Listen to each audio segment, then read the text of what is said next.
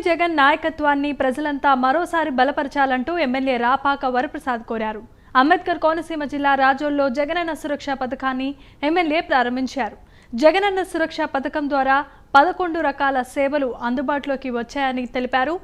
ఏవైనా సర్టిఫికెట్స్ కోసం వారాల తరబడి తిరిగే స్థాయి నుంచి నేరుగా ఇంటికే వచ్చే పరిస్థితి వచ్చిందంటూ రాపాక చెప్పారు.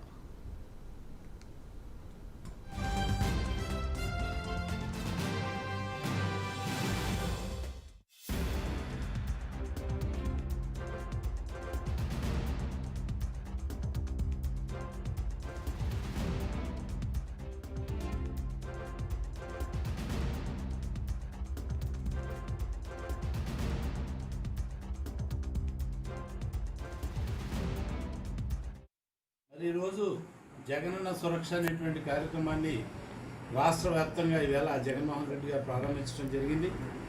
అనేకమైనటువంటి సంక్షేమ కార్యక్రమాలు చేస్తూ వినూత్నమైనటువంటి పాలనని ఈ రాష్ట్రంలో చేయడం జరుగుతోంది.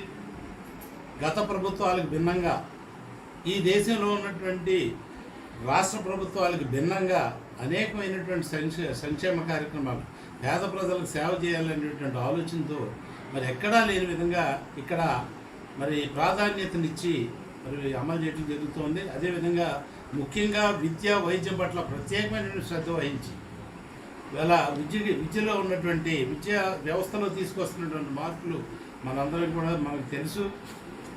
మరి ఎన్నికైనా మొదటి బడ్జెట్లోనూ అమ్మఒడిని తీసుకొచ్చి అదేవిధంగా వసతి దీవెన, విద్యా దీవెన, జగనన్న గోరుముద్ద, జగనన్న కానుక ఇటువంటి కార్యక్రమాలన్నీ కూడా పెట్టి మరి ఈరోజు జగనన్న సురక్ష అనేటువంటి కార్యక్రమాన్ని రాష్ట్ర వ్యాప్తంగా ఈవేళ జగన్మోహన్ రెడ్డి గారు